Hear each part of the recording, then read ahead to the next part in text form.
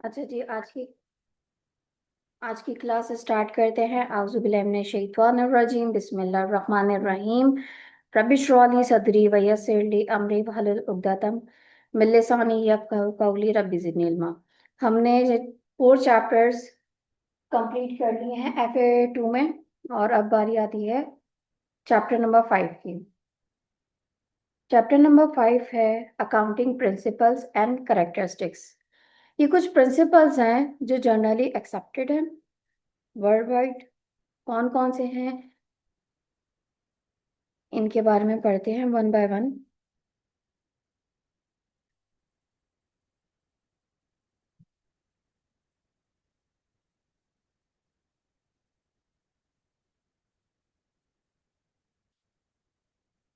अच्छा जी, इंट्रोडक्शन लिखा है अकाउंटिंग प्रिंसिपल और करेक्टरिस्टिक्स के बारे में। रीड करें इसको, क्या लिखा हुआ है ये। हम्म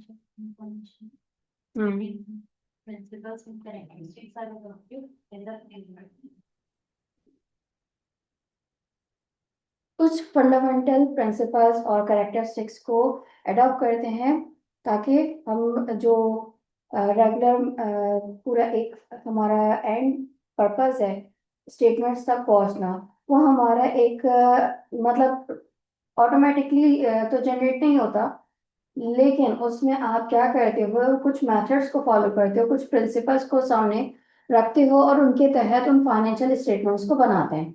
ठीक है जनाब। अच्छा जी, अब ये प्रिंसिपल्स कौन कौन से होते हैं पढ़ेंगे। अकाउंटिंग स्टैंडर्ड कौन बनाता है, जरा रीड करें, पहले इस पॉइंट को भी रीड करें।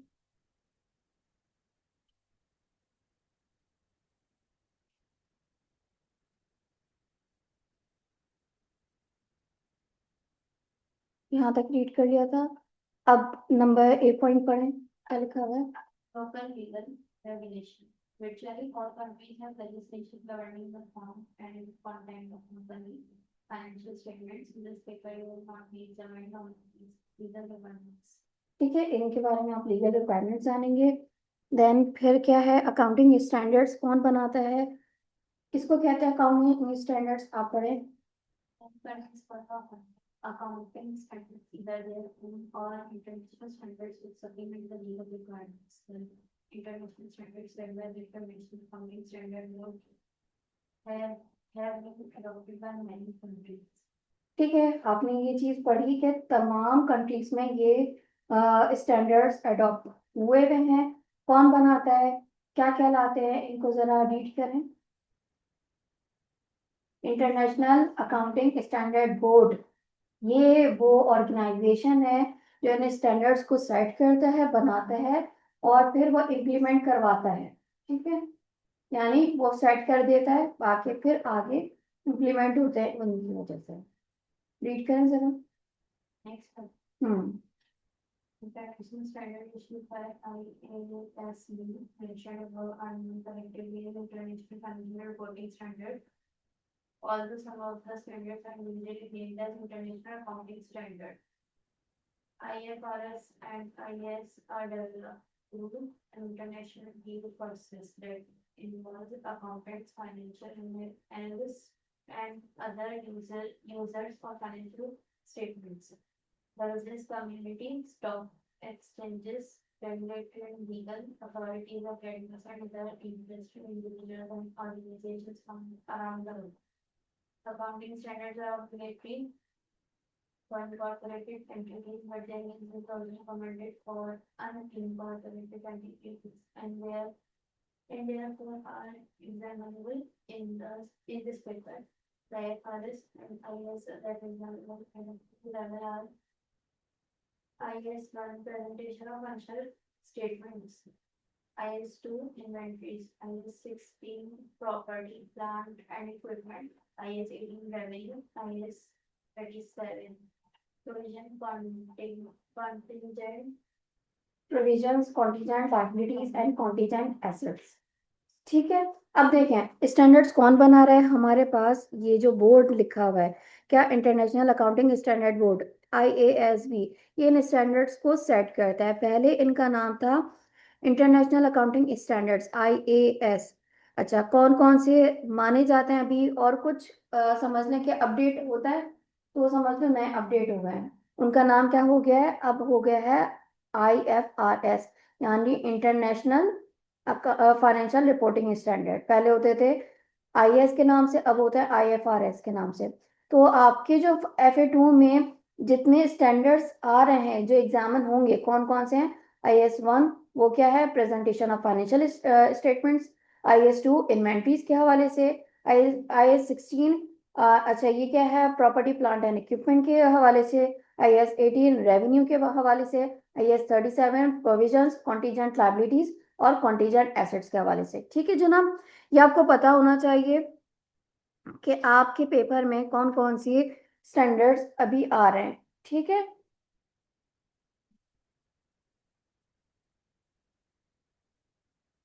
अच्छा जी, हमारे पास बेसिक प्रिंसिपल्स कौन कौन से हैं और करेक्टरिस्टिक्स कौन कौन से हैं वो हम डिस्कस कर लेते हैं। बेसिक प्रिंसिपल्स आपके पास गोइंग कंसर्न कॉन्सेप्ट आता है, actual basis of accounting, historical cost, consistency या मटीरियलिटी। ये बेसिक प्रिंसिपल्स हैं जो जनरली वर्ल्ड वाइड एक्सेप्टेड हैं। अच्छा जी, बिजनेस एंटिटी प्रिंसिपल हमने पढ़ा भी है, ये F1 में भी हमने डिस्कस करा था, ये हमने इनिशियल चैप्टर FA2 में भी पढ़ा था, और दोबारा से ये कॉन्सेप्ट आ रहा है। इसका क्या मतलब है? बिजनेस एंटिटी प्रिंसिपल मतलब अपने ऑनर से सेपरेट। बिजनेस अपने ऑनर से सेपरेट भी कह सकते हैं, लेकिन ज्यादा अच्छा अल्फाज क्या होगा, बिजनेस एक अलग एंटिटी है और ऑनर एक अलग एंटिटी है, दोनों अलग अलग हैं, तो इनके हवाले से जितनी भी रिकॉर्डिंग है सेपरेट रखें। ठीक है, ये चीज हमने डिस्कस भी करी थी इनिशियली कि बिजनेस के एक्सपेंसेस को ऑनर के एक्सपेंसेस के साथ मर्ज ना करें।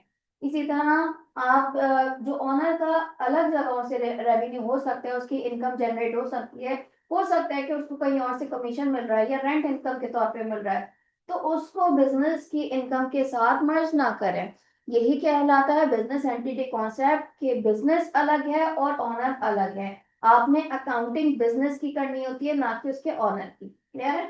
फिर डबल एंट्री बुक कीपिंग हमने पढ़ा था, क्या कहलाता है ये? हर फाइनेंशियल ट्रांजेक्शन की दो एंट्रीज होती हैं, डेबिट और क्रेडिट, हम्म, और दोनों इक्वल होनी चाहिए। एक डेबिट साइड होती है और एक क्रेडिट साइड, यानी जब भी आप रिकॉर्डिंग करते हैं तो डबल एंट्री बुक कीपिंग के रूल के तहत, प्रिंसिपल के तहत कहते हैं, one is for debit side and one is for credit side. और हमने ये डिस्कस करा था कि डेबिट साइड पे कौन कौन आएगा और क्रेडिट साइड पे कौन कौन आएगा। ठीक है, बेसिक सी चीज है। अच्छा, फिर आपके पास मनी मेजरमेंट प्रिंसिपल आता है, सेपरेट वैल्यूएशन आता है। मनी मेजरमेंट से क्या मुराद है, पढ़ें जरा इसको। Counts only items to which the monetary value can be attributed. मतलब accounts only deal with items to which a monetary value can be attributed। यानी फॉर एग्जाम्पल आपके पास रजिस्टर है, कितने का है ये? रिकॉर्डिंग कर रहे हो अपने रजिस्टर में कर रहे हो या कॉपी में कर रहे हो, वट कितने का है ये? 20 का है। 50 का भी हो सकता है, 100 का भी हो सकता है। समझने वाली बात क्या है, क्या आप इसको मॉनेटरी वैल्यू में कैलकुलेट कर सकते हैं? मॉनेटरी वैल्यू क्या है, मनी की वैल्यू में आप कर सकते हो ना इसको।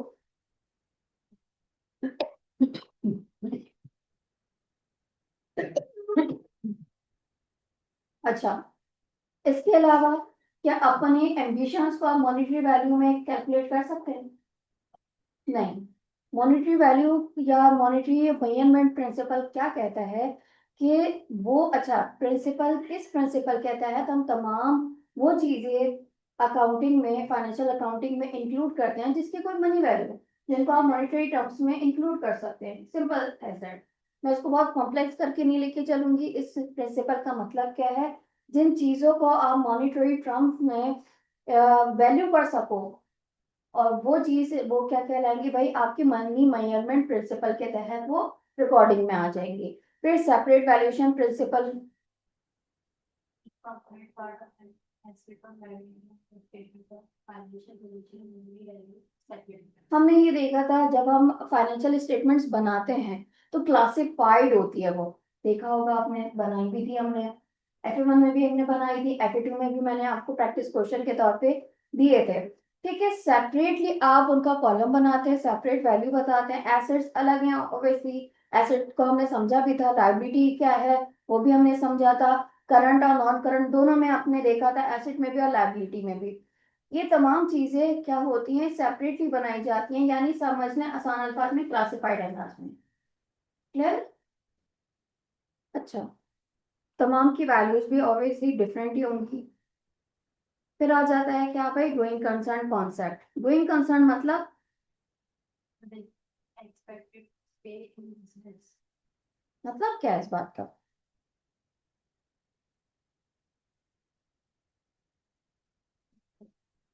अगर बिजनेस स्टार्ट किया तो फ्यूचर में भी इसको चलाते हैं। हाँ जी, बिजनेस जब स्टार्ट करा उसका मकसद क्या है कि हमें इसको लॉन्ग टर्म में रन करना है, इसको आपने शॉर्ट टर्म पीरियड के लिए नहीं सोच के रखा। बिजनेस में जब आते हैं तो यही कॉन्सेप्ट होता है कि ये मोर देन 1 ईयर यानी 12 महीनों से कमोबेश 12 महीने हम लेते हैं कि कमोबेश इससे ज्यादा आप क्या करोगे, चलाने की कोशिश करोगे। पूरा पढ़े। गोइंग कंसर्न की वजह से हम कुछ चीजों को क्या करते हैं, कैलकुलेशन भी उनके अलग तरीके से, उनकी वैल्यूएशन अलग तरीके से करते हैं। आपके पास एक और टॉपिक आएगा इंशाल्लाह, जिस जो हमने IS16 पढ़ा था, प्लांट है, मशीनरी वगैरह, तो वो क्यों करा जाता है, वो इसी वजह से, वो गोइंग कंसर्न की वजह से आप उसको इस तरह ट्रीट करते हो जो नॉन करंट एसेट है। इसको रीड करें जल्दी से। The going concern assumption that the business will continue in operation for the foreseeable future, and that there is no intention to put the company's liquidation or to make drastic cutbacks to the scale of operations. ठीक है, इसकी example भी पढ़े, आपको मजीद समझ में आ जाएगा।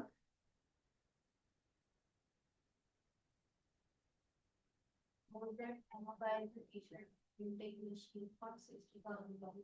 The recipe is expected to last for 6 years, and it is not going to write off the cost of it to the statement of profit or loss over this time. In this case, the depreciation cost of $10,000 per annum will be charged.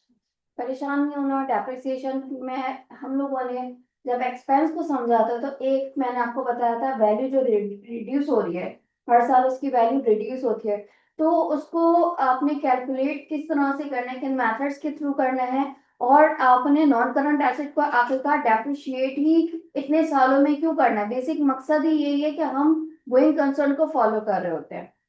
इस मकसद की वजह से हम एक साल में उसका पूरा एक्सपेंस रिकॉर्ड नहीं कर लेते, ना ही उसका परचेसिंग टाइम पे रिकॉर्ड करते हैं, बल्कि जितने साल हम उसको यूटिलाइज करते हैं बिजनेस में उतने साल साल वो क्या होता है, हर साल डेप्रिशिएट होता रहता है। बहरहाल वो मेथड हम इंशाल्लाह चैप्टर 9 में पूरे डिस्कस करेंगे।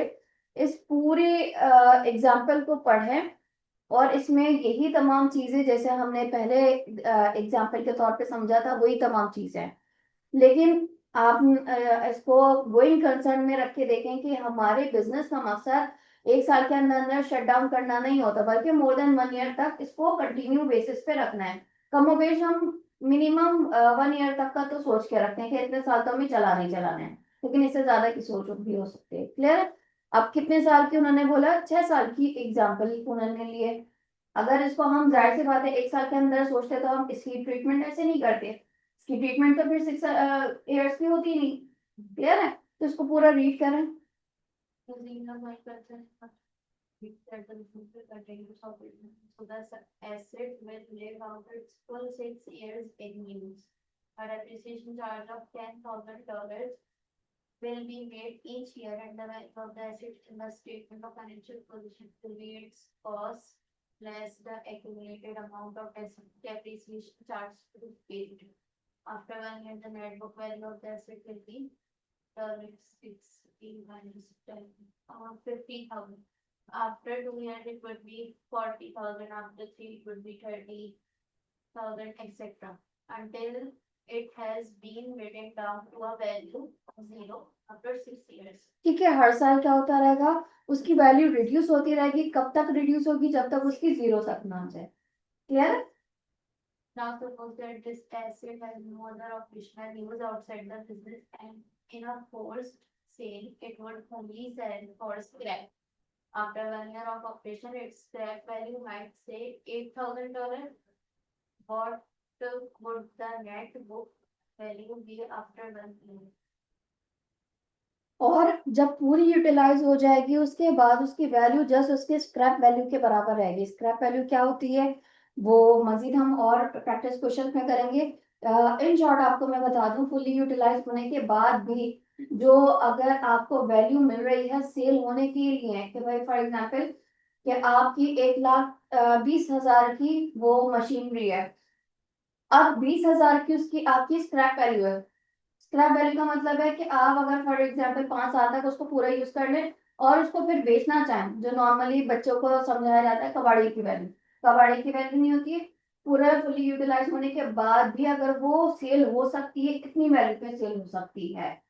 अब ये अजम्पशन भी होती है, ठीक है ना, कि 5 साल हम यूज कर लेंगे, 20,000 हमें इसको सेल करने की वजह से मिल सकते हैं। ज्यादा भी मिल सकते हैं, कम भी मिल सकते हैं, डिपेंड करता है। जस्ट आपकी स्क्रैप वैल्यू क्या मतलब है कि फुली यूटिलाइज होने के बाद ये सेल होगी तो इतने तक में आपको रिकवर हो जाएंगे अमाउंट 20,000। क्लियर? यहाँ 8,000 स्क्रैप वैल्यू लिखी हुई है।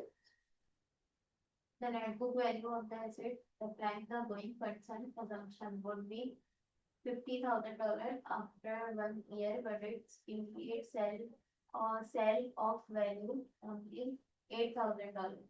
It might be argued that the asset is overvalued at $50,000 and that it should be written down to its breakup value.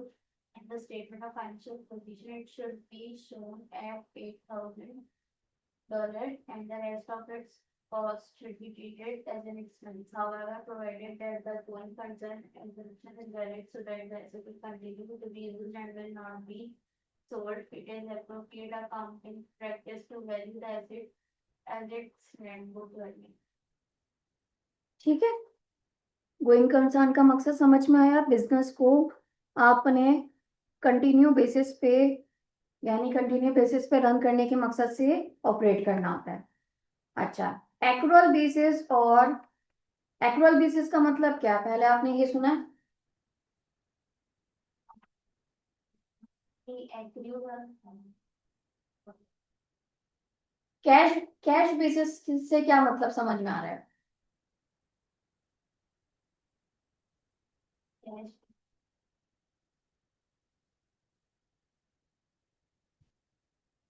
the code translation of the cash value.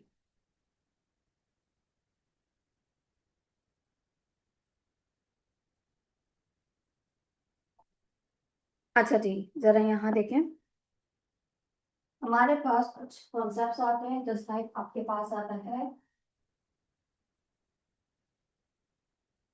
Cash basis और एक होता है accrual basis.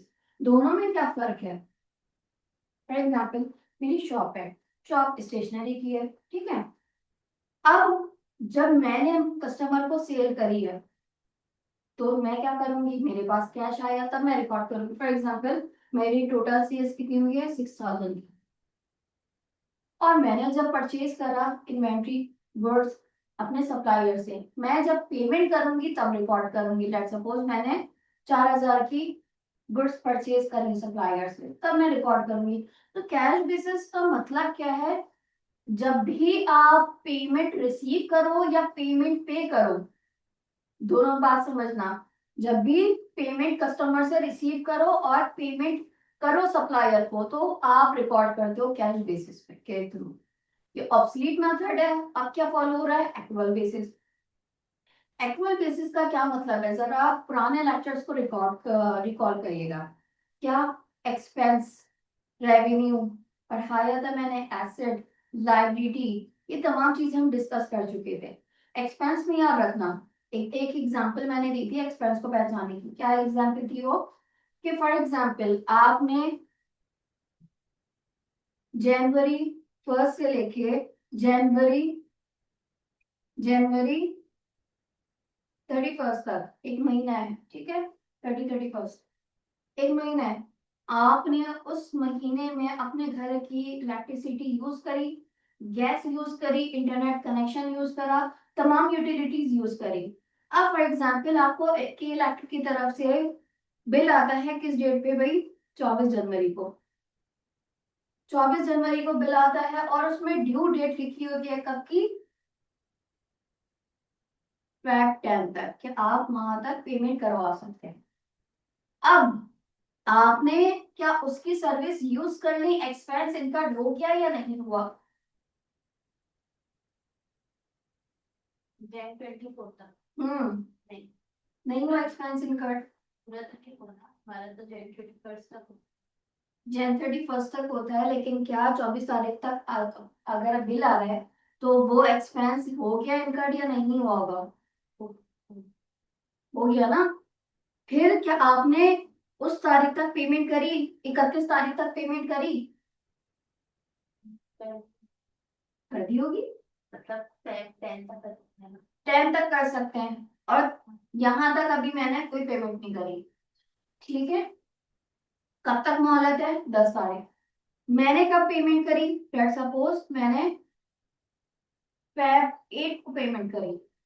फिर वही सवाल आ जाता है, अब चलो सर मैं दोबारा से, जैन से लेके 31 तक एक महीना पूरा था, उसमें मैंने बिजली यूज करी कि इलेक्ट्रिक का बिल कब आ रहा है? 24 तारीख को आ रहा है। अब 24 तारीख तक क्या मैंने उसकी सर्विस यूज कर ली, मेरा एक्सपेंस हो गया या नहीं हुआ?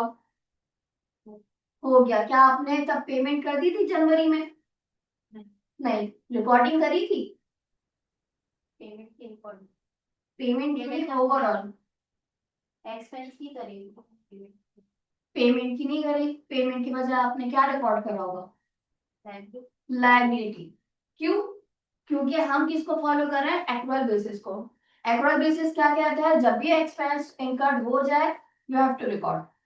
एक्सपेंस मेरा इनकर्ड हो गया, तो हमने ये भी देखा था एक्सपेंस कब कब इनकर्ड होता है, जब आप किसी इदारे की, किसी इंडिविजुअल की सर्विसेज ले लो, तब बिजनेस क्या करेगा? उसकी रिकॉर्डिंग करेगा। आपने पेमेंट करी है या ना करी है, इस पे आप नहीं जाना। आपने किसी की सर्विस ले ली है, किसी के गुड परचेज कर लिए हैं, तो वो तमाम चीजें क्या होंगी? रिकॉर्ड कर ली जाएंगी। क्लियर है? आप रिकॉर्ड करेंगे तो कैसे रिकॉर्ड करते हैं? फॉर एग्जाम्पल आपने इलेक्ट्रिसिटी की, तो इलेक्ट्रिसिटी चार्जेस क्या हो जाते हैं? डेबिट। ठीक है, अमाउंट हम ऐसे ही अज्यूम कर रहे हैं। और आपके पास क्या हो जाता है? बिल्स पेबल या एक्सपेंस पेबल, और इसको आप कहते हो एक्रूड एक्सपेंस। क्या कहते हो? Accrued expense. ठीक है, एक्रूड एक्सपेंस कहते हैं, क्रेडिट हो जाता है। इसका मतलब ये लाइब्रेरी। हाँ, सर्विस आप ले चुके हो, expense has been incurred but not yet paid, अभी तक पे नहीं किया गया। ऐसा ही आपकी एग्जाम्पल दूसरी, मैंने आपको एग्जाम्पल क्या दी थी? फॉर एग्जाम्पल मैंने अनाउंसमेंट करी किस चीज की भाई? एक क्रैश कोर्स की, विद इन 1 मंथ मैं इसको कंप्लीट करवा दूंगी। लेट सपोज मैंने FA2 का एक कोर्स लॉन्च करा, उस बैच में मैंने एक महीने की अनाउंसमेंट कर दी कि भाई जनवरी में मैं इसको पूरा वाइंड अप करवा दूंगी। डेट वही लेते हैं, अलग नहीं। जैन से लेके Jan 1 से लेके Jan 31 तक मुझे इस टाइम तक पढ़ाना था। अब मेरे पास क्या हो गया? मेरे पास 10 स्टूडेंट्स आए थे। कितना आए थे? 10 स्टूडेंट्स आए थे। अब इन 10 स्टूडेंट से मुझे लेना कितना था? मैंने एक पर्सन से 1000 रुपीज लेने थे, तो टोटल मेरे पास कितने हो जाने थे? कितने हो जाने थे? 10,000 मेरे पास इनकम के तौर पे आने थे। लेकिन क्या हुआ, जब मेरे पास बच्चे आए तो कुछ बच्चों ने तो, यानी इन 10 स्टूडेंट्स में से मुझे 3 स्टूडेंट्स ने क्या कहा कि सही है, हम आपको पेमेंट दे देते हैं एडवांस, मैं एडवांस पेमेंट मांग रही हूँ। और बाकी के बच्चे यानी 7 बच्चों ने कहा कि हम आपको अभी नहीं बल्कि 5 फैब तक या 10 फैब तक आपको पेमेंट कर देंगे। तो मुझे किससे रिसीव हो गई इनकम? इन 3 स्टूडेंट से। कितनी रिसीव हुई होगी भाई? 1000 एक के बन रहा है, तो 3 से मल्टीप्लाई करवाएंगे कितना हो जाएगा? 3000। कितने भाई? 3000। ठीक है, इसकी एंट्री बताएं क्या बनेगी? बिजनेस के पास अमाउंट आ रहा है, कैश आ रहा है, कैश डेबिट और very good income credit not accrued, मैंने रिसीव कर लिया है, अनअर्नड है, ये क्या है मेरी अनअर्नड है, एक्रूड इनकम नहीं है, एक्रूड इनकम अलग होती है, वो दूसरी चीज है। और मुझे एक्चुअली एक्सपेंस का वो भी था, मतलब पे नहीं किया था ना। हाँ नहीं करा था, नेक्स्ट मंथ में आके पे कर दोगे। मैं जस्ट आपको एक ओवरऑल कॉन्सेप्ट दे रही हूँ कि जब आप रिसीव करो या पेमेंट करो ना करो, जब भी एक्सपेंस इनकर्ड हो जाएगा आपने रिकॉर्ड करना है, क्लियर है। अब देखो 3,000 मैंने ले लिया, लेकिन अभी मैंने उसकी सर्विस नहीं दी है, तो मेरे लिए क्या है, अभी वो अर्नड नहीं हुआ, बल्कि मेरी लायबिलिटी है, क्या कहलाती है भाई, अनअर्नड कहलाती है, ठीक है। अनअर्नड लायबिलिटी के तौर पे क्रेडिट हो जाता है। अब 31 दिसंबर आ जाती है, सॉरी 31 जनवरी आ जाती है, मैंने अपनी तरफ से सर्विस दे दी है। हाँ इन 7 स्टूडेंट्स की रिकॉर्डिंग नहीं होगी, क्योंकि सिर्फ हमारी क्या हुई थी, बोलचाल हुई थी, और हम तमाम चीजें वो रिकॉर्ड करते हैं जिनकी कोई फाइनेंशियल ट्रांजैक्शन हुई होती है, बगैर उसके हम रिकॉर्ड नहीं करते। अब आ जाते हैं जनवरी के बाद फेब पे। जनवरी पे आपने रिकॉर्ड करी होगी, जनवरी का मंथ एंड हुआ होगा तो आपने रिकॉर्डिंग करी होगी, भले आपने वो पेमेंट रिसीव करी या नहीं करी है। अब देखो मेरी जो लायबिलिटी थी खत्म हो गई होगी, तो लायबिलिटी बढ़ी किस साइड पे थी, क्रेडिट साइड पे बढ़ी, तो क्या हो गया, अनअर्न्ड मेरी लायबिलिटी पूरी खत्म हो गई, डेबिट।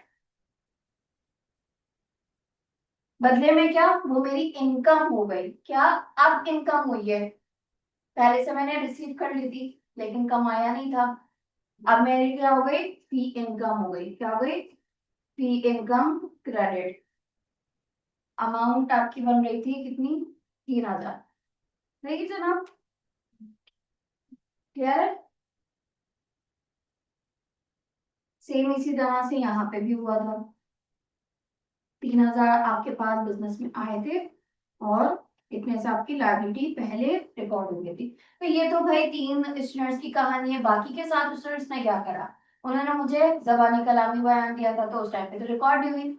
अब आ गए हम 31 जनवरी पे, 31 जनवरी पर आए, हमने वही तकाजा करा, भाई आपने बोला था मंथ एंड पे देंगे, अब तो आपके पास 5 या 10 पे वो बात आ गई थी, हमने तकाजा करा लेकिन नहीं माने, तो मेरी तरफ से तो इनकम रिकॉर्ड हो गई है, मेरी इनकम है, क्यों, क्योंकि मैंने सर्विस प्रोवाइड कर दी, तो मैं तो इस चीज को इनकम के तौर पे रिकॉर्ड करूंगी। लेकिन क्या अभी अमाउंट आपको रिसीव हुआ, नहीं, तो मेरे लिए क्या है वो एक्रूड इनकम, एक्रूड इनकम यानी रिसीवेबल में, ठीक है, एक्रूड इनकम यानी रिसीवेबल में कितनी भाई, 7,000, और इतनी मेरी इनकम क्रिएट हो गई, फी इनकम क्रेडिट 7,000 से, ये समझ में आई मेरी।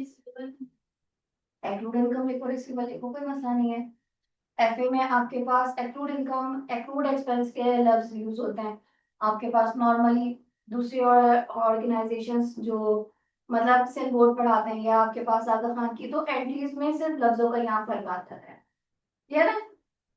रिसीवेबल होता है, एक्रूड इनकम मतलब रिसीवेबल, रिसीवेबल मतलब एसेट, बिजनेस के लिए करंट एसेट है, करंट एसेट डेबिट पर क्यों आ रहा है, क्योंकि वो बढ़ रहा है। इनकम क्यों क्रेडिट पर आ रही, क्योंकि वो भी बढ़ रही है, 7,000 से आपने अपनी जिम्मेदारी अदा कर दी, तो ये जिम्मेदारी अदा कर दी है, क्या आपने पेमेंट ले ली, नहीं। एक्रूअल क्या कहता है, चाहे आप पेमेंट रिसीव कर दो या पेमेंट अभी देना बाकी है, एक्सपेंस इनकर्ड हो गया, पेमेंट अभी नहीं करी, तब भी रिकॉर्ड करो, तुम्हारी इनकम हो गई, भले ही तुमने अभी तक रिसीव नहीं करी, उसको रिकॉर्ड करो। सिर्फ पेमेंट लेने और पेमेंट देने पे ही नहीं रिकॉर्ड होगी, बल्कि जब आपका एक्सपेंस इनकर्ड हो जाएगा बिजनेस में, you have to record, whenever आपकी जो इनकम अर्न हो जाए वो आपने रिकॉर्ड कर लें, that's the accrual principle, clear है। ठीक है, तो ऑब्सोलीट मेथड आपका कैश बेसिस है, अब हम फॉलो कर रहे होते हैं एक्रूअल बेसिस पे। तो एक्रूअल को हम फॉलो करते हैं, एक्रूअल में जब भी आपके एक्सपेंस इनकर्ड होते हैं आप रिकॉर्ड करते हो, भले आपने उस एक्सपेंस की पेमेंट करी हो या ना करी, इसी तरह जब आपके पास इनकम की बात आती है, तो आपने भले ही वो इनकम रिसीव करी है या ना करी है, आपने अपनी सर्विस प्रोवाइड कर दी, आपकी इनकम हो गई। क्योंकि ये हमने बिल्कुल इनिशियल में पढ़ा था, एक्सपेंस किसे कहते हैं, लाइबिलिटी किसे कहते हैं, एसेट किसे कहते हैं, आपका रेवेन्यू कब कहलाएगा, वो तमाम चीजें बिजनेस में कब कब कहलाएंगी, वो हमने डिस्कस कर लिया था। ये बताएंगे, क्लियर हुआ? आगे बढ़ते हैं।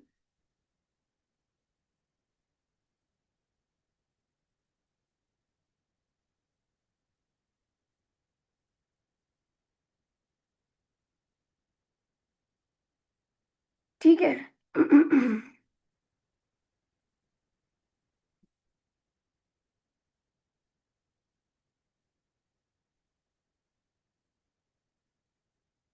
इसी तरह जब भी आप परचेज करते हैं, भले ही आपने उस टाइम पे पेमेंट करी हो सप्लायर को, नहीं करी हो, वो तमाम चीजें आप क्या करते हो, रिकॉर्ड कर लेते हो। अभी पेमेंट नहीं करी तो आप लायबिलिटी के लिए रिकॉर्ड करते हो, ट्रेड पेबल्स के तौर पे, अकाउंट पेबल के तौर पे। जैसे हमने वहां देखा, एक्रूड एक्सपेंस क्या है, आपकी लायबिलिटी है, अकाउंट्स पेबल, बिल्स पेबल, नाम क्या लिख रहे हो, एक्रूड एक्सपेंस। ठीक है। ये लफ्ज मैंने इसलिए लिखा है क्योंकि जब आप इंशाल्लाह F3 में आएंगे, तो आप ये तमाम वर्ड से familiar हैं। तो मिस वहां तो हमने ऐसा पढ़ा था, तो यहाँ कैसे हो रहा है ये? क्लियर है? ठीक है।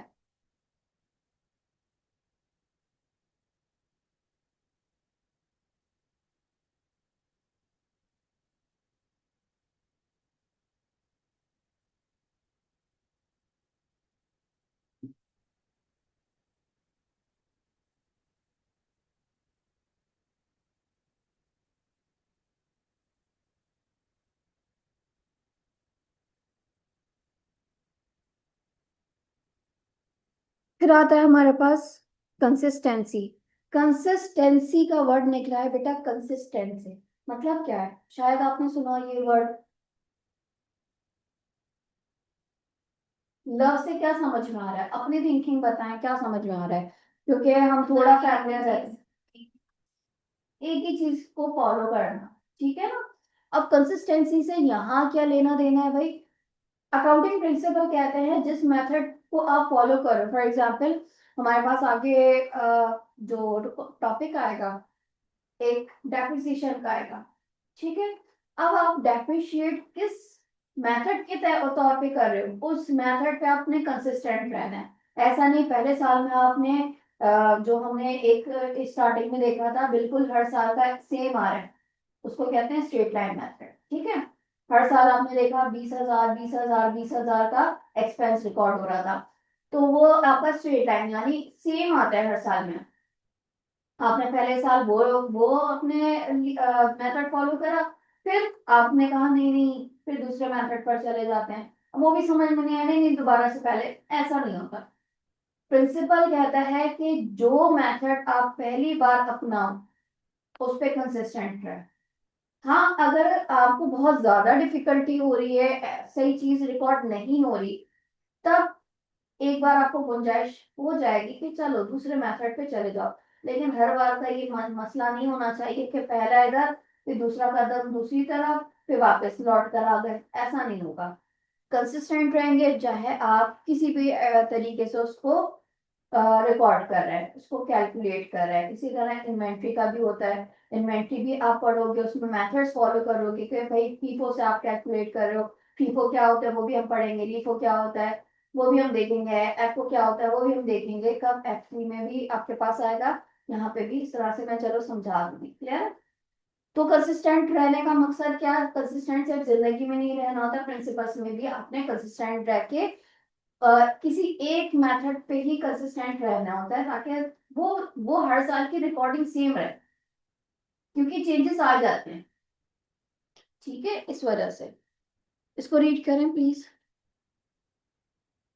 Accounting is not exact science. There are many areas judgment must be used to calculate or estimate the money values of items appearing in accounts.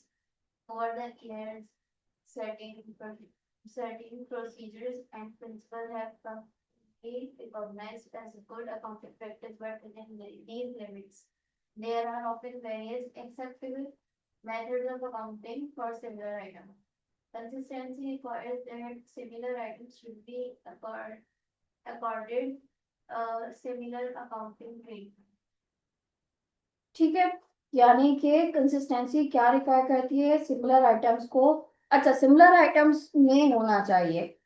आपके पास ये गुंजाइश आती है नॉन करंट एसेट में, फॉर एग्जांपल आपके पास, जैसे हम डेप्रिसिएशन से फेमिलियर हो चुके हैं, ठीक है, अब आपके पास नॉन करंट एसेट में डेप्रिशिएट होता है, आपके पास ये गुंजाइश होती है कि फॉर एग्जांपल बिजनेस के पास गाड़ियां हैं, तो अब उसमें फॉर एग्जांपल हमारी टीचिंग सर्विस है, ठीक है, हम अपने स्टूडेंट्स को एक ये भी फैसिलिटेट कर देते हैं, एक फैसिलिटी प्रोवाइड कर देते हैं कि उनको पिक एंड ड्रॉप की सर्विस हम प्रोवाइड कर रहे हैं। अब एक गाड़ी तो नहीं रखेंगे, दो चार रखेंगे, ठीक है, इसी तरह आपके पास और भी नॉन करंट एसेट है।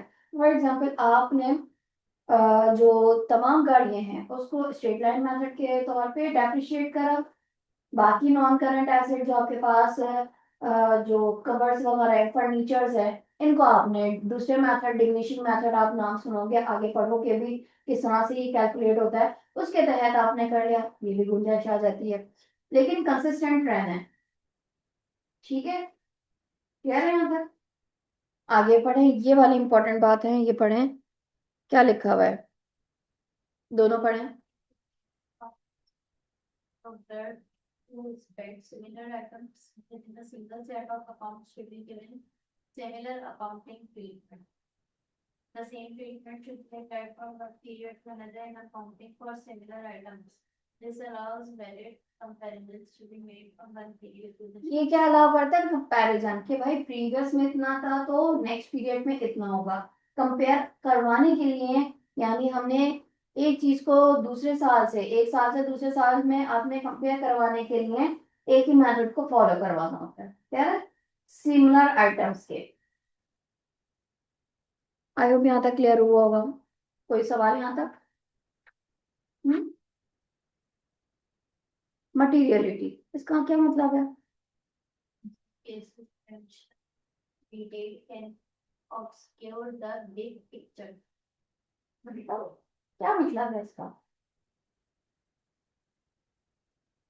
क्या लिखा हुआ है, नीचे पढ़े क्या लिखा है अंडर।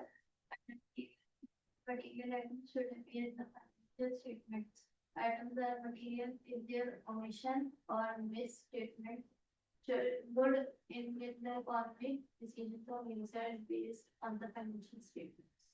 अच्छा, मटीरियलिटी से कुछ समझ में आया, क्या है इसका मतलब?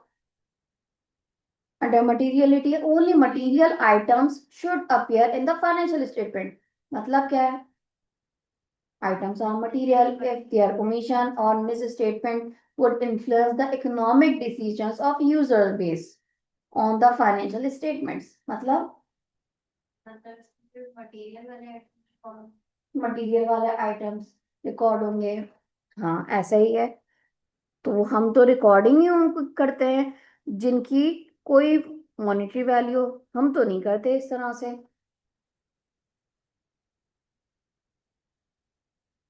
अब देखें, एक बिजनेस है फॉर एग्जांपल,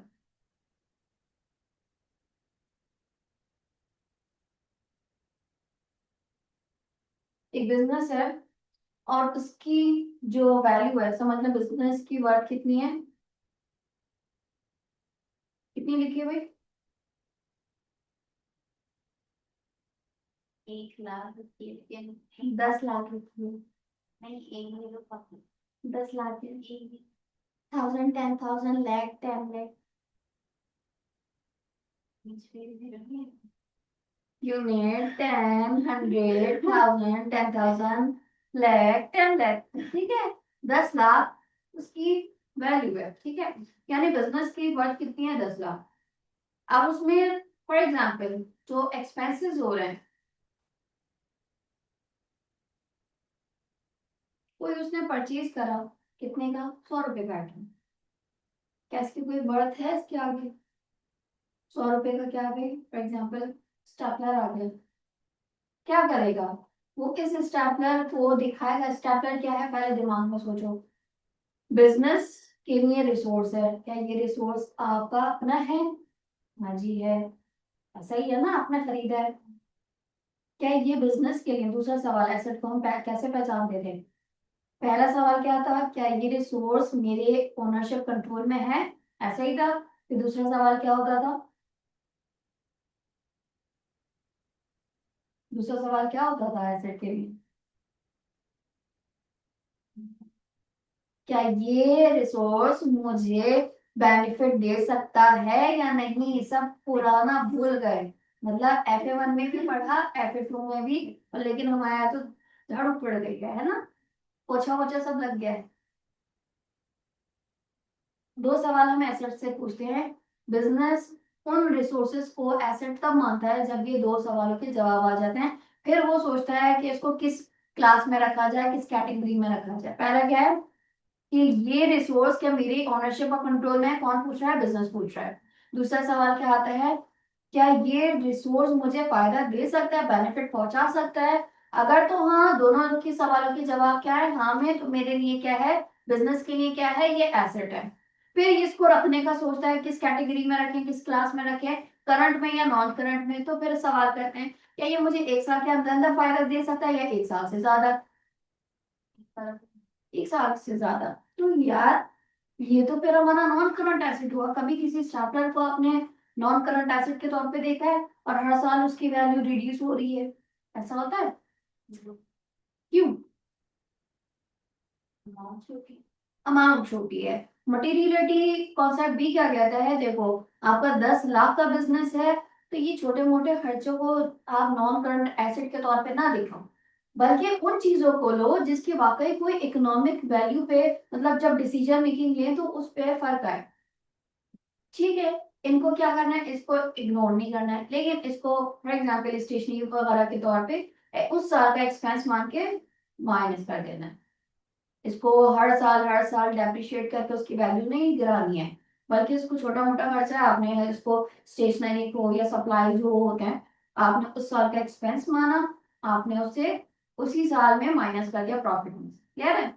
तो मटीरियलिटी कॉन्सेप्ट क्या कहता है, यही कहता है। मटीरियलिटी कॉन्सेप्ट में हमने यही बात पढ़ी, दोबारा पढ़ते हैं।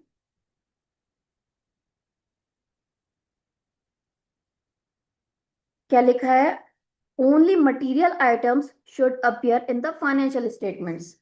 क्यों? वजह मैंने आपको बताई, आगे भी बात वही लिखी है, items are material if there omission, अगर वो ओमिट होते हैं या मिस स्टेटमेंट होता है तो उनका क्या होगा, इन्फ्लुएंस होगा इकोनॉमिक डिसीजन पे। ठीक है, इस वजह से क्या करते हैं, हम तमाम उन आइटम्स को अपनी फाइनेंशियल स्टेटमेंट्स में रखते हैं जिनकी कोई कोई ज्यादा मटेरियल वैल्यू हो।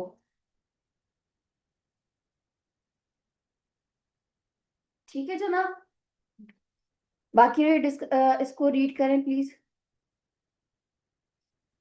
And trying to affect the user understanding of the accounting statement is referred to as immaterial. In preparing the accounts, it is important to ask the following questions.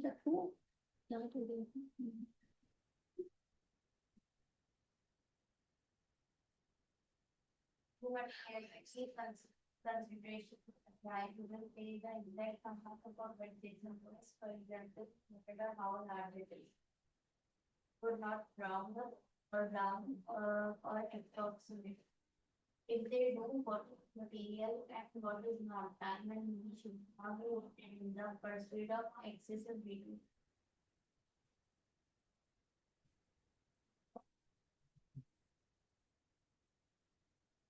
ठीक है, क्लियर हुआ ये सब? हम्म। ये वही बात होती है कि पहले तो कहा कि जो बहुत चना जितनी अमाउंट होती है वो इमटेरियल करेंगे। हाँ, उनको अपने 100% इग्नोर नहीं करना है, लेकिन आपने फाइनेंशियल स्टेटमेंट में उन चीजों को ज्यादा दिखाना है जिनकी वाकई बहुत ज्यादा ऐसी वैल्यू है जो इन्फ्लुएंस करेगी इकोनॉमिक डिसीजन पे। अगर आपने नहीं दिखाया या आप उसको लिखना भूल गए तो वो आपकी फेयर स्टेटमेंट नहीं दिखेगी। आपने इनको इग्नोर नहीं करना है, बल्कि छोटा मोटा खर्चा समझ के क्या कर देना है, उस साल में एडजस्ट किसी तरह से कर देना है। क्लियर है?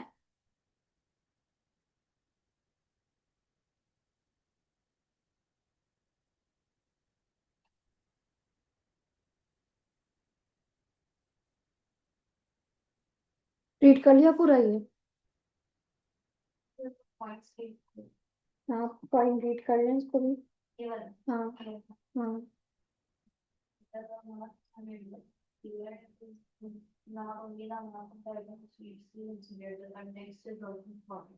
It was stated the financial position shows non-direct asset from government 2 million and inventories of 30,000, current error of 20,000, corrected appreciation calculation might not be regarded as material factor, whereas an error of 20,000 current inventory valuation probably would be. In other words, the total of which the erroneous item forms part must be considered. ठीक है, समझ में आया? वही वाली चीज लिखी है, if a statement of financial position shows non-current asset of $2 million and inventories of $30,000, an error of 20,000 in the depreciation calculation might not be regarded as material.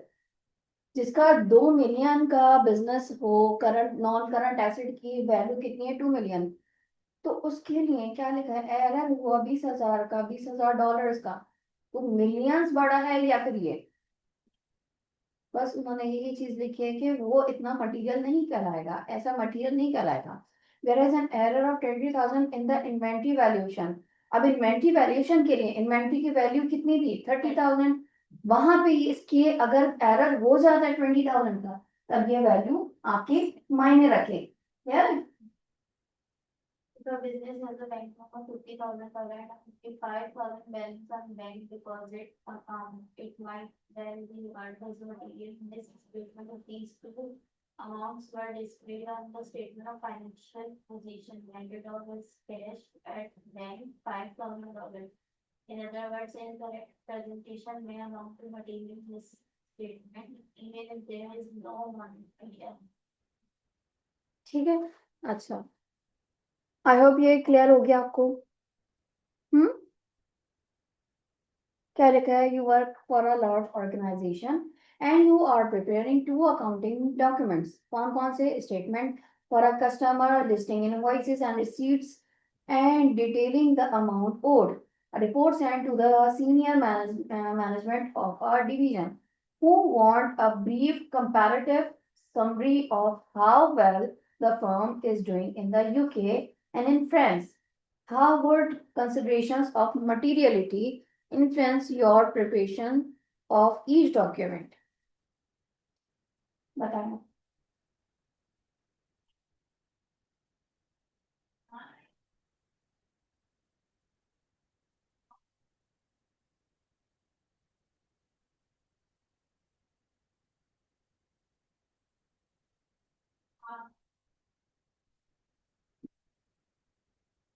मतलब इन दोनों में से ज्यादा कौन सा मैटर करता है ये बता। आपसे पूछा जा रहा है, how would you consideration of materiality, कैसे आप मटीरियलिटी को कंसीडर करोगे, influence your preparation for each document, एक डॉक्यूमेंट को बनाने के लिए, हर एक डॉक्यूमेंट को बनाने के लिए कैसे आप मटीरियलिटी का कॉन्सेप्ट को कंसीडर करोगे।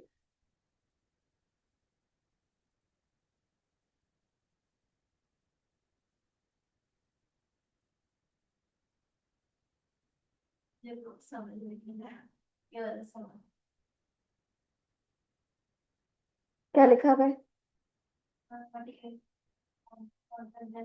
Strict temptation, it refers primarily to the financial reporting and no bearing at all on the related procedure actions such as bank reconciliation or statement of accounts sent to the customers. Consequent to the statement sent to the customer described in option must be agreed to the last sent, however large it is. After receiving a bill from a company for $147.5, you do not round it. मतलब पहले वाले जो दिया हुआ है उसमें मतलब आप स्टेटमेंट जब बनाते हैं उसमें तमाम स्टेटमेंट तो नहीं दिखाते कि बैंक रिकंसिलिएशन का ये है, आप फाइनल रिपोर्ट दिखाते हैं, लेकिन बाद में क्या लिखा हुआ है, वो तमाम चीजें आपकी एक्यूरेट तो होनी चाहिए, आपके पास क्या लिखा हुआ है?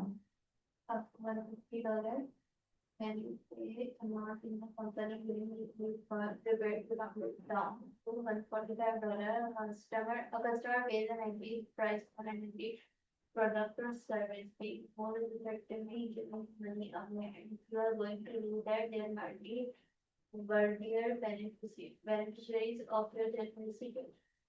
Paying less exposes your supplier to an unfair loss. On the other hand, if you pay the performance report comparing how well the company is doing, it will get France entire look at consideration as well. Here's a rating point in the injury to the last trend, and inconsistencies might occur from the choice of currency rate used. This is because senior management industry, the broad picture, they are very inside compared to the ठीक है, वो broader picture को देख के consider करते हैं। अब ऐसा नहीं है कि ब्रॉडर पिक्चर के तौर पे उन्होंने तमाम वैल्यूज ली हैं और मिनिमम चीजों को वो फॉरवर्ड करना है, ऐसा नहीं है, फॉलो नहीं करते, बल्कि एक्यूरेसी वहां पे भी जरूरी है। देखिए लेंगे किसे, जब आप फाइनेंशियल स्टेटमेंट बनाएंगे ऑब्वियसली आप इनवॉइसेस वगैरह को तो नहीं अमाउंट लिखेंगे, वो टोटल आप लिखोगे। सही है यार? अच्छा, important document. सारे इम्पोर्टेंट, बेसिकली आपके पास अकाउंटिंग की जो ट्रीटमेंट है वो किन प्रिंसिपल्स को रख के फॉलो करी जाती है वो ये बता रहे हैं।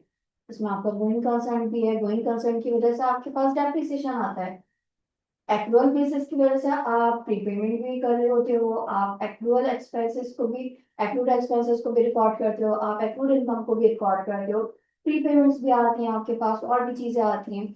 वो तमाम रिकॉर्डिंग आपकी हो क्यों रही है, इन कॉन्सेप्ट्स को फॉलो करते हुए। फिर क्या आ गई हिस्टोरिकल कॉस्ट, मतलब क्या है भाई? Accounting concepts are part of a theoretical framework on which accounting practices based. It is worth looking at one further chapter 5. The problem of attributing monetary values to the items which appear in accounts. A basic principle of accounting, some writers engaged in the history of financial accounting concepts that the transaction amount is stated in accounts and their historical amount. Using historical cost has a number of implications. Transactions are stated at their value when they occur. This means, for example, that the cost of the goods sold is not suddenly increased at the end of the year. Assets are stated at their historical cost. In other words, the value of an asset is in a statement of financial position is based on the price that was paid for it. Historical cost का मतलब क्या है? जिस cost पे आपने उसको purchase करा था, इन बाद शॉर्ट में भले ही कॉस्ट बढ़ गई, बाद में भले ही कॉस्ट बढ़ जाए उसकी ट्रीटमेंट होती है। हिस्टोरिकल कॉस्ट से मतलब क्या है? ये मतलब है जो जिस वैल्यू पे आपने उसको पेमेंट करके लिया था वो आपके पास आती है। आगे मजीद पढ़े इसको फिर आपके पास वैसे समझ में। important advantage of recording items at the historical cost is that there is usually objective documentary evidence to prove the purchase price of the visit or amounts paid as expenses. In general, accountants prefer to deal with objective costs rather than with estimated values. This is because valuations tend to be subjective and vary according to the valuation spot. There are some problems with the principle of historical cost, the wearing out of assets over time, the increase in market value of property, inflation. अच्छा, there may be other problems you can think of। हम वैसे तो तमाम चीजों को उनकी historical cost पे लेते हैं, लेकिन लेकिन जब नॉन करंट एसेट की बात आती है तो वो किसी वजह से चेंज हो जाती है। जैसे ओवर टाइम की वजह से बिल्डिंग है 10 लाख की आपने परचेज करी, 10 साल बाद उसकी करोड़ 1.5 करोड़ वैल्यू हो गई, आप उसको रिवैल्यू करते हैं, ठीक है, उस मार्केट के हिसाब से, फिर आप चेंजेस लाते हैं, वो तमाम चेंजेस भी होती हैं। लेकिन फिलहाल आप क्या है, हिस्टोरिकल कॉस्ट का मतलब क्या है? जिस कॉस्ट पे आपने उसको परचेज करा है उस पे आप लेते हो, उसको आप लिखवाते हो, उस कॉस्ट पे आप ट्रीटमेंट करते हो। इसको रीड करें, क्या लिखा हुआ है? Suppose that a partnership buys a machine to use in its business. The machine has an expected useful life of 4 years. At the end of 2 years, the company is preparing a statement of financial position and has to decide what monetary amount to attribute to less best possibilities might be strict. The original cost, historical cost of machine, half of the historical cost of the ground, that half of its useful life has expired.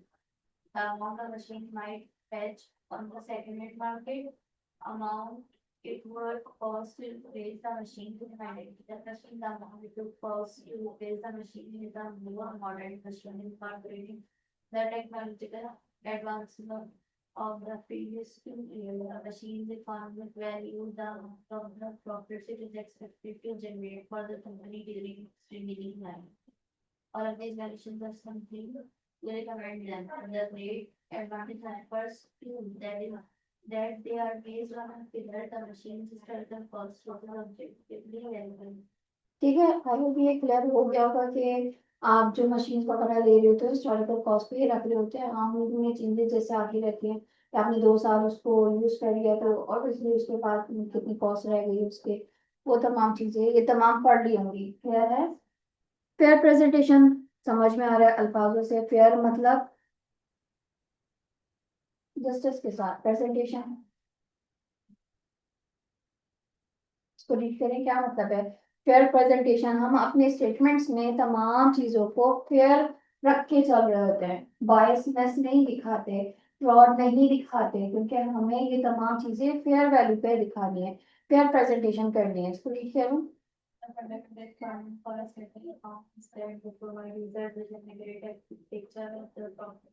Financial position of entity, a fair presentation.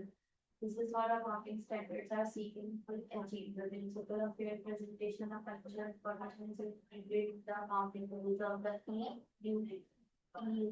This overriding requirement must be borne in mind, which can conflict as this between accounting rules. Clear है? So, ठीक है, फिर हमारे पास कुछ characteristics आते हैं, कुछ qualitative characteristics आते हैं। अच्छा, कौन कौन से है? Relevance, faithful representation. Faithful presentation या फेथफुल रिप्रेजेंटेशन नाम से जाहिर है। कंपैरेबिलिटी, वेरिफिलिबिलिटी, टाइमलीनेस एंड और अंडरस्टैंडेबिलिटी। मतलब क्या है इनका, आज समझते हैं। रेलेवेंस का मतलब शायद नाम से समझ में आए, रेलेवेंट। क्या मतलब है, क्यों इसका लिखा गया है? रीड करें इसको। to make decisions that it is important that from is relevant to those decisions. Management function relevant. If it is capable of influencing the economic decision formulated, provided in time to influence those decisions. अब जरा मुझे ये बताएं कि आप decision making कर रहे होते हो, आप प्रेजेंटेशन बना, आप तमाम स्टेटमेंट्स बनाते हैं, वो जब वक्त आए, जो जरूरी वक्त है उस पे आप क्या बनाना जरूरी है, या वक्त जब निकल जाए तब बनाना जरूरी है? एक डिसीजन आपने लेना है इस पीरियड एंड तक, अब वो बनाएंगे, आप अगले साल तक प्रेजेंटेशन कर रहे हो या कोई इस तरह से आप स्टेटमेंट दिखा रहे हो, क्या वो चीज सही है? जब देना हो तब टाइम भी होना चाहिए, रेलेवेंट इंफॉर्मेशन होनी चाहिए। ऐसा नहीं होना चाहिए आपने अपने बिजनेस की वैल्यू जब दिखानी है उसके लिए इधर उधर दाएं बाएं चाहे की कोई भी आपने क्या कहते हैं इंफॉर्मेशन उसमें डाल दी। टाइम के हिसाब से होनी चाहिए आपके पास। 2025 की अगर रिपोर्टिंग चाहिए तो 2025 में रिपोर्ट मिलनी भी चाहिए, आप बनाओ उसको 2025 तक, ऐसा नहीं हो कि 2026 के एंड तक वो प्रिपेयर हो रही है। ठीक है? और क्या लिखा है? Capable of influencing the economic decisions of user. ये इन्फ्लुएंस कर सके, ऑब्वियसली हमारी बहुत सारी चीजें ना सिर्फ हमारे लिए होती है, दूसरी यानी इकोनॉमिकली भी तो हम ग्रो कर रहे होते हैं, इकोनॉमिकली भी आपका इम्पैक्ट डालता है या तो पॉजिटिव या नेगेटिव, तो वो तमाम चीजें रेलेवेंट होनी चाहिए। क्लियर है? रेलेवेंस का मतलब ही है रेलेवेंट होनी चाहिए, टाइम ऑन द टाइम आपके पास प्रोवाइड होनी चाहिए, और आपकी जो जितने भी डिसीजन मेकिंग हो, यूजर जो डिसीजन मेक कर सके उस पे कोई ना कोई असर और सूख हो। क्लियर है उन तमाम इंफॉर्मेशन का? देन फिर fearful representation. Fearful representation fair presentation की तरह ही बात हो रही है। आपने इसमें कैसे प्रेजेंट करना है, कैसे अपनी स्टेटमेंट्स को रिप्रेजेंट करना है फेथफुलनेस के साथ। तीन चीजें आपके पास होनी चाहिए। तमाम इंफॉर्मेशन आपके पास कंप्लीट होनी चाहिए, ये आप देख लेना।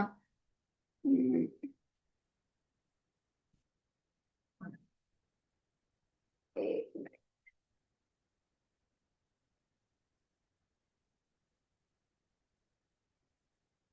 ठीक है, ये पॉइंट्स अपने पास रखना। जितनी भी आपके पास इंफॉर्मेशन आ रही है कंप्लीट होनी चाहिए, न्यूट्रल बेसिस पे होनी चाहिए, और फ्री फ्रॉम एरर होनी चाहिए। इसका मतलब तभी है जब आप तीनों चीजें अपने पास इंप्लीमेंट करेंगे, तभी आपके पास जितनी स्टेटमेंट्स हैं वो फेथफुल रिप्रेजेंटेशन के तौर पे सामने आएंगी, अदरवाइज नहीं होगा। क्लियर है? यानी आप बायस होके काम नहीं करेंगे, आप अपनी तमाम स्टेटमेंट्स को कंप्लीट रखेंगे और एरर फ्री रखेंगे। हम एरर्स को हटाने के लिए, खत्म करने के लिए बहुत सारी चीजें कर रहे होते ना। क्या आप अपने अकाउंट रिसीबल, जब आपने पढ़ा था अकाउंट रिसीबल में भी क्या देखा था, आपके पास जो इंडिविजुअल अकाउंट होते थे, पर्सनल अकाउंट होते थे, उसको रिकंसाइल कराते थे कंट्रोल लेजर से। सप्लायर्स के लिए भी होता था, कस्टमर्स के लिए भी होता था, सेम प्रोसेस। फिर आपके पास बैंक रिकंसिलेशन की बात आती थी। बैंक रिकंसिलेशन में भी क्या है, आपकी जितनी ट्रांजेक्शन होती थी बैंक के थ्रू, आपके पास भी रिकॉर्ड होता था, उनके पास भी रिकॉर्ड होता था। ये हमें FA1 में बहुत डीपली भी पढ़ा था। तो ये तमाम क्यों रिकंसाइल करते हैं? क्योंकि हमें क्या चाहिए भाई, फ्री फ्रॉम एरर। तमाम स्टेटमेंट्स चाहिए फ्री फ्रॉम एरर। ठीक है, और न्यूट्रल होके हमने स्टेटमेंट्स बनानी होती हैं, और तमाम स्टेटमेंट्स को कंप्लीट रखना होता है, इनकम्प्लीट नहीं रखना होता है। क्लियर है? यहाँ तक कोई सवाल? फिर आ जाते हैं, आगे बात करते हैं। इसको रीड कर रहे हैं जल्दी से। Faithful hmm. may faithful will again with the information the species of information necessary for a user to understand the phenomenon being generated, including unnecessary descriptions and explanations. To neutral information will be without bias in the selection of presentation. This means that information was not really manipulated in any way in order to influence the decision of users. Free from error means that there are no errors or omissions and no errors meeting the processor with the function information was produced. It does not mean that no inaccuracies can arise, particularly where estimates have been made. Done. अच्छा, फिर आ जाता है कंपैरेबिलिटी। कंपैरेबिलिटी का मतलब क्या है? नाम से जाहिर हो रहा है, कंपेयर करवाना। क्यों?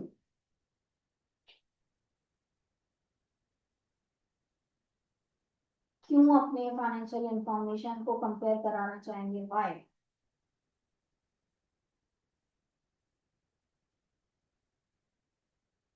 रीड करें इसको।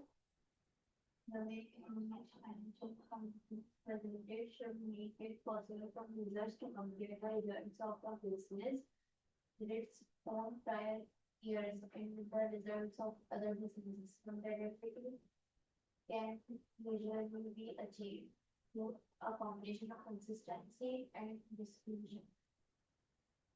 मैंने थोड़ी देर पहले कंसिस्टेंसी में बताया था कि आप फॉर एग्जांपल अगर स्ट्रेट लाइन मेथड यूज कर रहे हैं, तो आपने उस पर कंसिस्टेंट रह के हर साल उसी पे काम करके बनाना। अब इसका मतलब क्या होता है, क्यों करा जाता है? ताकि हम हर साल उसको नेक्स्ट ईयर से कंपेयर करा सकें।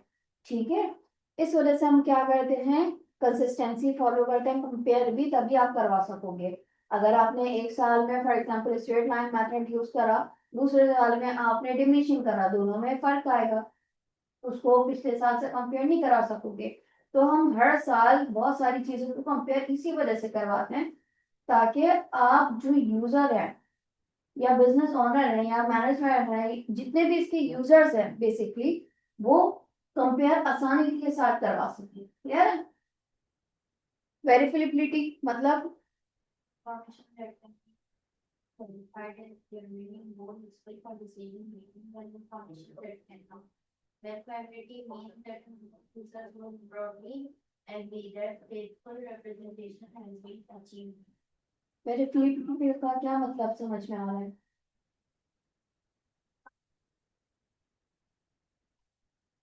अच्छा, वेरीफाई करना। वेरीफाई करना बेसिकली। अच्छा, आपने कभी जो ऑनलाइन पेमेंट की एप्स वगैरह है यूज करी है? इजी पैसा हो गया या फिर कोई और ऐप है जैसे कैश है, कभी यूज करी है? यूज नहीं करी है, चलो। अगर कभी ऐसा एक्सपीरियंस हो तो वो क्या करते हैं, वेरीफाई करते हैं। वो हमेशा एनआईसी पे आपकी आईडी बनाते हैं, नंबर के साथ आपकी एनआईसी की जरूरी होती है, क्यों? ताकि जितनी ट्रांजैक्शन हो रही हैं उसको कोई वेरीफाई जी ठीक है तो उसको आसानी के साथ आप वेरीफाई तो कर सकें। तो आप बिजनेस में भी जितने डॉक्यूमेंट्स आप दिखा रहे हैं, स्टेटमेंट्स बना रहे हैं, वो वेरीफाई होने के काबिल हों। हम तमाम काम वही कर रहे होते हैं ताकि आप वेरीफाई करा सकते हो, हाँ भाई हमारे इतने असल एसेट्स की वैल्यू है, हमारे इतनी आपके पास इनकम जनरेट हो रही है। हम किसी को फॉल्स मतलब धोखे में नहीं रखते। और तमाम चीजें वेरीफाई करने की वजह से हम बहुत सारी चीजों को रिकंसाइल कर रहे होते हैं, चेक कर रहे होते हैं, तमाम चीजें इस तरह से प्रेजेंट करते हैं ताकि दूसरा, अब इससे क्या होता है, फ्रॉड के चांसेस खत्म हो जाते हैं। यूजर्स ऑब्वियसली हमारी हमारी एसेट्स को जानना चाह रहे हैं, हम चाहे तो इसको ज्यादा दिखा सकते हैं लेकिन वो तो गलत रिप्रेजेंटेशन हो जाएगी, यूजर्स को गलत इंफॉर्मेशन जाएगी, हम गलत वैल्यू दिखाएंगे। तो हमें हर चीज को वेरीफाई करके बताना है, क्लियर है? अच्छा, टाइमलीनेस मतलब ये हमारा ऊपर वाले से भी ताल्लुक रख रहा है। टाइमलीनेस का मतलब Function may become less if the delay in reporting it. There the balance between convenience, the provision of reliable information. Information is reported on a timely basis and not all aspects of the transaction are may not be complete or free from error. Conversely, if ability to cover transaction is low, it may be too late to visit the information because it has become today. The overriding consideration is how best to satisfy the economic decision making needs of the users. तूफान आ रहा है, तूफान आ रहा है, ठीक है? आप कश्ती बाद में बना रहे हो। भाई तुम्हें डूब डूब के मरना है, क्या करना है? आपने इसमें तैरना है तो वक्त पे आपने कश्ती बनानी है, आपको पहले से इंफॉर्मेशन मिली हुई है कि इस डेट पे तूफान आने के चांसेस हैं। आप कश्ती कह रहे हो कि बाद में बनाएंगे, बाद में चलेंगे इसमें। तो रेलेवेंट आपके पास तभी है जब आप उस टाइम, अगर आपने आगे बढ़ना है तो वक्त पे डिसीजन मेकिंग करनी है। वक्त गुजरने के बाद कुछ ऐसे डिसीजंस का फायदा नहीं है। तो वक्त पे जब आप काम करोगे तो वही चीजें आपके लिए क्रूशियल होंगी, इंपॉर्टेंट होगी, वो आपको फायदा देगी। वरना तो वक्त निकलने के बाद सिवाय पछतावे के कुछ नहीं है। यही चीजें बच्चों को भी समझाते हैं, बेटा वक्त रहते हैं पढ़ लो पढ़ लो पढ़ लो, लेकिन वो तो बिल्कुल एंड में हो जाते हैं। बहरहाल, एक जो था, टाइमलीनेस का मतलब क्या है, वक्त पे डिसीजन मेकिंग करना सीखें। वक्त पे तमाम काम करेंगे तो बिजनेस को फायदा पहुंचेगा, अदरवाइज बहुत ज्यादा नुकसान भी हो सकता है। क्लियर है? यहाँ तक कोई सवाल? और अंडरस्टैंडिंगिलिटी, यानी तमाम चीजें ऐसी बनाए, स्टेटमेंट ऐसे बनाए जो यूजर्स के तो समझ में आए। उसको क्या पता कि भाई आपका कौन सा एसेट है, अगर आप सही से उसको दिखाओ ना, शो ना कराओ, उसकी काउंटेबिलिटी ना दिखा सको। तो तमाम चीजें आपके पास स्टेटमेंट में जो शामिल होंगी, जो दिखाई जाएंगी, वो अंडरस्टैंड होने के काबिल हो। ऐसी स्टेटमेंट्स बनाएंगे जो आपका यूजर आसानी से अंडरस्टैंड कर सके। इन शॉर्ट, इसमें और कोई ऐसी चीजें नहीं है, ठीक है?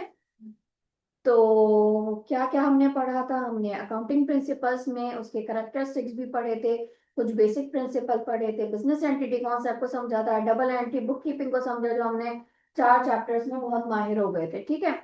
और मॉनेटरी मेजरमेंट प्रिंसिपल, यानी हम वो चीजों को लेते हैं अपने बिजनेस में, उनको रिकॉर्ड करते हैं जिनकी कोई वाकई मनी मेजरमेंट वैल्यू हो। ठीक है, हम नॉर्मली उन वैल्यूज में लेते हैं जो तमाम चीजें वैल्यू हो सके उसमें ना, मनी में।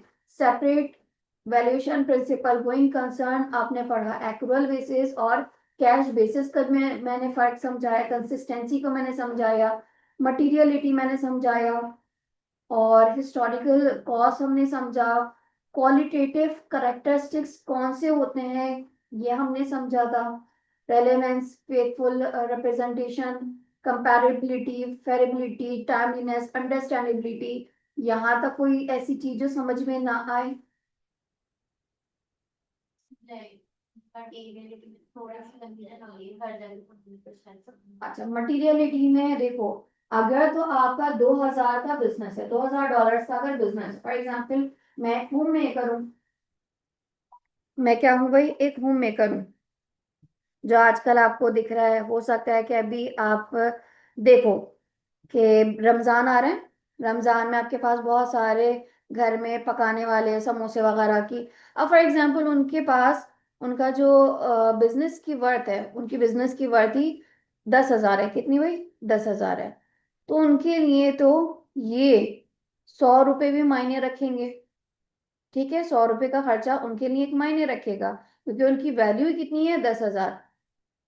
लेकिन जिनकी वैल्यू ही 10 मिलियन, या समझ लो इससे ज्यादा की है, 10 लाख, मैंने आपसे कहा, आपको मैंने एग्जांपल दी थी 10 लाख की, अब उसके लिए 100 रुपए की क्या वैल्यू, वो क्या करेगा, इसको छोड़ेगा नहीं, उसको क्या कहते हैं, इसको छोटा मोटा उस टाइम का खर्चा, फॉर एग्जांपल हमने कहा कि हाँ हमने स्टेपलर खरीदा था, 100 रुपए की कॉस्ट थी, यहाँ पे उन्होंने कहा मैंने पैकेजिंग के लिए 100 रुपए की चीज खरीदी थी, दोनों में फर्क है, उसकी बिजनेस की वर्थ कितनी है, 10 लाख है, ठीक है, और इनकी बिजनेस की कितनी वर्थ है, 10,000, तो ये तो 100 रुपए अगर किसी परचेजिंग पे खर्च कर रहे हैं, कोई चीज उन्होंने गुड्स के तौर पे या फिर पैकेजिंग के तौर पे ली, तो 100 रुपए की ये इसको निग्लेक्ट नहीं करेंगे, वो अपने उस टाइम के हो सकता है कि कोई ऐसी चीज जो नॉन करंट एसेट के तौर पे हो, तब वो दिखाएंगे, लेकिन यहाँ पे ये स्टेपलर उन्होंने 100 रुपए का खरीदा,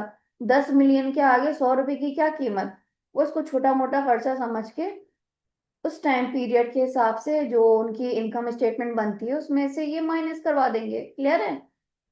तो मटीरियलिटी में हम उन तमाम चीजों को रखते हैं जिनकी कोई ज्यादा ऐसी वैल्यूज हों जो जो यूजर के मतलब स्टेटमेंट पे इन्फ्लुएंस डालती हूँ, असर डालती हूँ, 10 मिलियन के वर्थ रखने वाले बिजनेस पे 100 रुपए, 1000 रुपए की कोई वर्थ नहीं होती है, तो वो उसको नॉन करंट एसेट के तौर पे या एसेट के तौर पे नहीं दिखाएगा, उसको उस साल का छोटा मोटा खर्चा कि हाँ मैंने परचेज करा था इतने का, मैंने परचेज कर लिया, माइनस कर दूंगी, लेकिन जिसकी वर्थ ही 10,000 है, जिसकी वर्थ ही हमारे पास 10,000 है, तो ये इसको कभी भी निग्लेक्ट नहीं करेंगे, ये हमेशा क्या करेंगे भाई, कि आपके पास 10,000 का मेरा बिजनेस है, तो मैंने 10,000 का क्या खरीदा भाई, फॉर एग्जाम्पल आपने 10,000 का, अब वो किस चीज की शॉप है, वो है समझ लो बेकरी आइटम की है, होममेड जो आपके पास चल रहा है,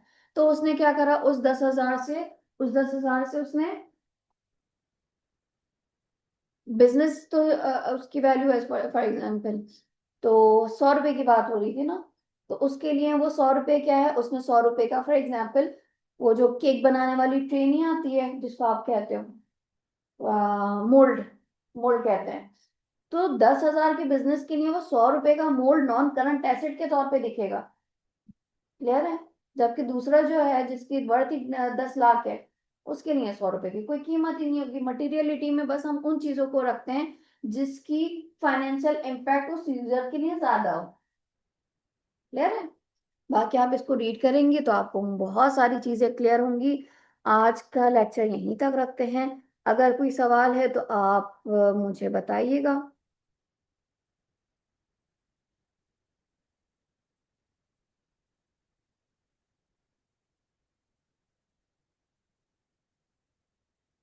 अच्छा, ये कोई क्विज अटेम्प्ट करें,